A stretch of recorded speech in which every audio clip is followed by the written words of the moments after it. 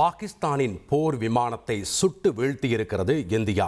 குறிப்பாக இந்தியா சுட்டு வீழ்த்தி பிரைவேட் லிமிடெட் கம்பெனி ஆரம்பிக்கலாமா இல்லை பார்ட்னர்ஷிப்பில் ஆரம்பிக்கலாமா? எது கன்ஃபியூஷன்?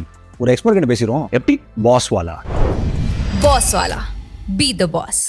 இந்திய போர் விமானம் சியால்கோட் பகுதியில் விழுந்து நொறுங்கி இருக்கிறது. இந்தியாவின் ஆகாஷ் ஏவுகணை அமைப்பு ஸ்ரீநகர் அருகே 2 பாகிஸ்தான் போர் விமானங்களை சுட்டு வீழ்த்தியிருக்கிறது.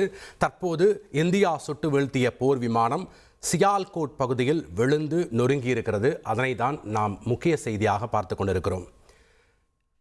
போர் ஒப்பந்தத்தை மீறி பாகிஸ்தான் தொடர்ந்து எல்லைகளில் போர் பதற்றத்தை அதிகரிக்கும் வண்ணம் தாக்குதலை மேற்கொண்டு வருகிறது. வான்வெளி தாக்குதல்களை நடத்தி வந்தது, தற்போது ட்ரோன் தாக்குதல்களை நடத்தியது, தற்போது தரைவழி தாக்குதலையும் தொடர்ந்து நடத்தி வருகிறது. இந்த நிலையில் அதனை வெற்றிகரமாக இந்திய இராணுவத்தினர் சுட்டு வீழ்த்தி அதனுடைய நிலைகளை, ட்ரோன்களை ஏவக்கூடிய நிலைகளையும் சுட்டு வீழ்த்தி அதை அழித்திருக்கிறது. அதனை நாம் தொடர்ந்து பார்த்து கொண்டிருக்கிறோம். இருப்பினும் பாகிஸ்தான் காஷ்மீர் மற்றும் இந்தியாவினுடைய எல்லை பகுதிகள், குடியிருப்பு பகுதிகளை நோக்கி மற்றும் குடியிருப்பு பகுதிகள் இருக்கக்கூடிய பகுதிகளில் தொடர்ந்து தனது ட்ரோன்கள் மற்றும் ஏவுகணை தாக்குதலை தொடர்ந்து மேற்கொண்டு வருகிறது.